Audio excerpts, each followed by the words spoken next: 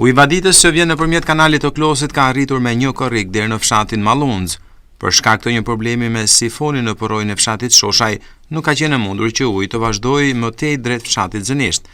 Megjithatë, drejtuesi i punimeve pranë firmës, e cila po zbaton kontratën e vënës së funksion të kësaj vepre vaditëse, Basir Salaj, tha se puna do të vijojë pa ndërprerje dhe po bëhet e mundur që tubacioni dëmtuar të rivihet në funksion.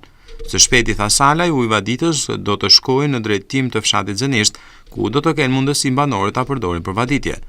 Vonesa në procedurat e ndërhyrjes në këtë vepër vaditëse nga drejtoria e Bordit të Kullimit Durrës bëri që puna të nisë me vonesë dhe fermerët e luginës së Matit të mos e kishin në kohë ujin vaditës për të mbjellat. Megjithatë, aktualisht e gjithë lugina deri në fshatin Shoshaj po vadit, tha ndër të tjera Salaj. Aktualisht uji ka arrit deri në Shoshaj, ke rruga për Shoshat e Epra, dhe aty është kput një sifon, besoj se do ta marrim ta saldojmë sot, mësdite.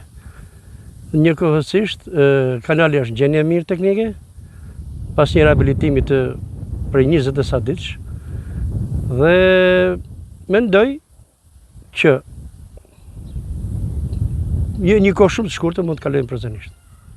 Sepse edhe anej Shosha, anej kanali është gjendje mirë teknike, është rehabilituar komplet.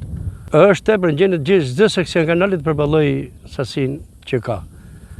Megjithatë, është një vaditje e papame me një fluks të jashtëzakonshëm të vaditjes, kanë dhe plotësisht të drejtë, sepse me datë 6 qershor ka filluar puna, tash jemi me 1 sa i vjen, edhe ne kemi bërë të pamundur për ta sjellë deri në fund. Kanali i Klosit është vepra më e madhe vaditëse në rrethin e Matit, pasi ai përfshin territori nga të dyja bashkitë dhe mbulon me ujë vaditës qindra hektar tokë bujqësore.